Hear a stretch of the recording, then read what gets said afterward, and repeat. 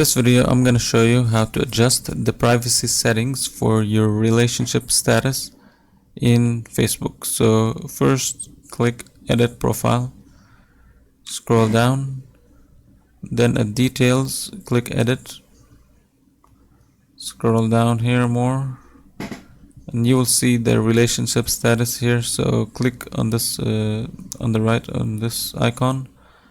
Then at the top right you will see this button, Public.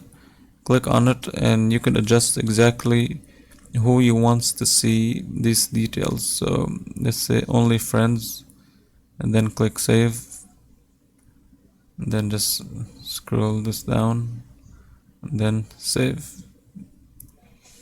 and then you have basically updated your privacy status for your relationship status.